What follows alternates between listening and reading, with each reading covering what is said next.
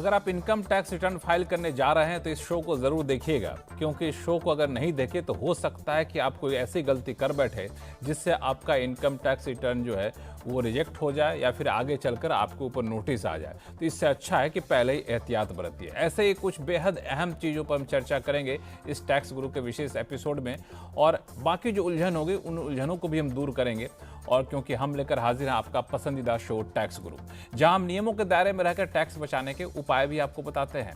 नमस्कार, मैं हूं लक्ष्मण राय। हमारी इस कोशिश में इस बार हमारे साथ हैं जाने माने टैक्स एक्सपर्ट शरद कोहली साहब। सर, आपका स्वागत है। नमस्कार, थैंक यू। और कोहली साहब ने देखा है कि जो लोग रिटर्न फाइल करते हैं आखिर करते क्या क्या गलतियां हैं, तो उसकी पूरी डिटेल लिस्ट बना करके लाए हैं। तो इस शो में इस पर भी चर्चा करेंगे और साथ ही आपको बताएंगे कि दो जो फॉर्म होते हैं 26AS और AIS, इन दोनों में बहुत बड़ा फर्क है जो आपको जानना बेहद जरूरी है।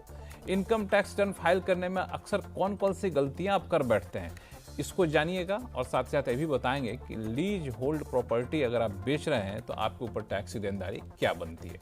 इन सारे मुद्दों पर बातचीत होगी, लेकिन सबसे पहला मुद्दा वो है इनकम टैक्स रिटर्न को लेकर के। जब भी रिटर्न फाइल करने जाते हैं कोहली साहब, लोग कहते हैं कि 26AS को देख लीजिए, AIS को देख लीजिए। पता नहीं, लगता ऐसा है कि दोनों में तो मोटा मोटी एक ही जानकारी, दोनों को देखना। फिर फॉर्म 16 भी एक बीच में आ जाता था। क्या माजरा क्या है तीनों का? देखिए, 26AS को लक्ष्मण मैंने नाम दिया है आमने सामने। आपका आमना सामना हो जाता है। 26 आपके टैक्स से आमना सामना हो जाता है। और AIS को मैंने आसान भाषा में नाम दिया हुआ आईना, इसे समझिए कि AIS दोनों में तो आमना सामना हो ही गया। आईना रखें तब भी आमना सामना हो गया। हाँ, वैसे भी वो मैं बताता हूँ, यही आज फर्क बताना है। तो दोनों स्टेटमेंट्स में लोग फर्क नहीं समझ पाते। दोनों ऑनलाइन दिखाई देती हैं। आप अपने पोर्टल पे जाएं, लॉगिन करें, आपको दिखाई देंगी। तो इन दोनों का फर्क की बारीकी समझनी बहुत जरूरी है, क्योंकि इसका इसलिए जरूरी है लक्ष्मण कि दोनों की एप्लीकेशन अलग अलग है। सबसे पहले तो इशू कौन करता है? ट्रेसेस पोर्टल है जो आपके TDS का ट्रैक रखता है।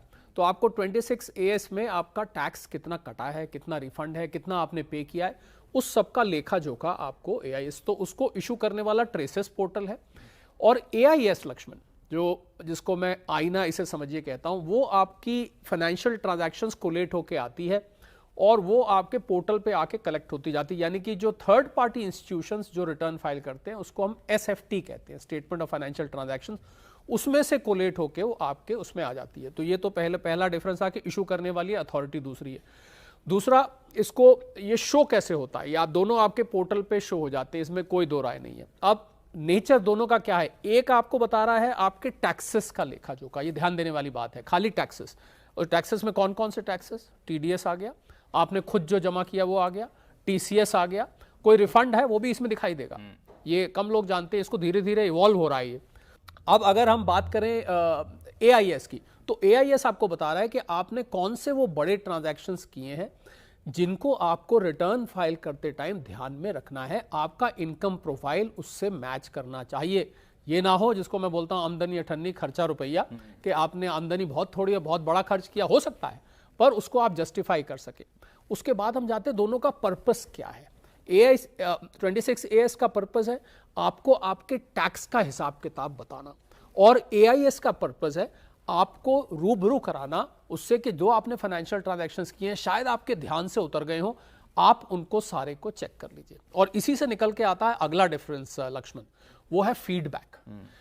अगर आपको AIS में लग रहा है कि ये ट्रांजैक्शन मेरा नहीं है, ये किसी और का है, तो आप उसका तुरंत फीडबैक दे सकते हैं, उसी पे दे सकते हैं। पर 26AS में अगर आपको दिख रहा है तो वो आपको नोट करके रख लेना है, और अपनी रिटर्न जब आप फाइल करेंगे, एक तरह से आपकी रिटर्न आपका फीडबैक बन जाता है, उसमें आप करेक्शन कर दें। उस स्टेटमेंट में वहां जाके फीडबैक नहीं कर सकते आप, पर AIS में आप उसी में फीडबैक दे सकते हैं। अब जो आखिरी फर्क आता है कि ये कितनी जल्दी जल्दी ये आती हैं स्टेटमेंट, मतलब ये अपडेट कब कब होती हैं। तो जो AIS है वो अपडेट होती है जब जब आपका फाइनेंशियल इंस्टीट्यूशन यानी कि थर्ड पार्टी अपनी SFT फाइल करता है, स्टेटमेंट ऑफ, तो तब वो अपडेट हो जाती है। हालांकि मैं ये साथ में बताना चाहूंगा लक्ष्मण, एक नई चीज जो शायद लोगों को नहीं पता हो, कि AIS में 26AS का भी अब काफी हद तक मसाला दिखाई देता है, पहले नहीं देता था। अब AIS से आप देखें तो आपको दोनों चीजें को करीब करीब दिखाएंगे, पर फिर भी 26AS देखना जरूरी है। और 26AS कब अपडेट होता है?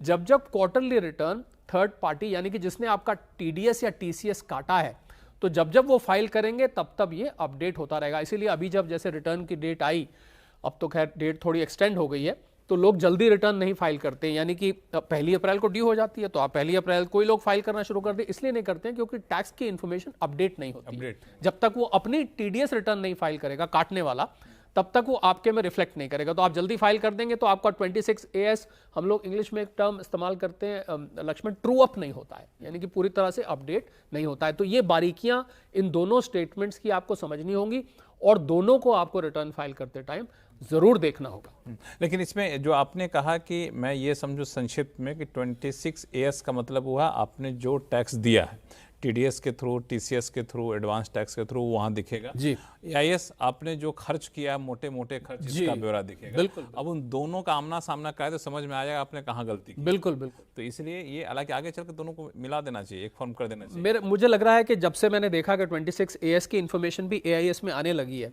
ऐसा लग रहा है कि अब आगे जाके शायद एक हो जाए। जितने फॉर्म कम रहेंगे, आम टैक्स पेयर्स को दिक्कतें उतनी कम होगी और थोड़ी बहुत दिक्कत हुई टैक्स को सुलझा दिया करेंगे। जी बिल्कुल। चलिए, अब कई लोगों को फोन हमारे पास आ चुके हैं। सबसे पहले चलते हैं दिल्ली, जहां से एन दास गुप्ता जी हमारे साथ फोन लाइन पर जुड़ चुके हैं। दास गुप्ता साहब नमस्कार।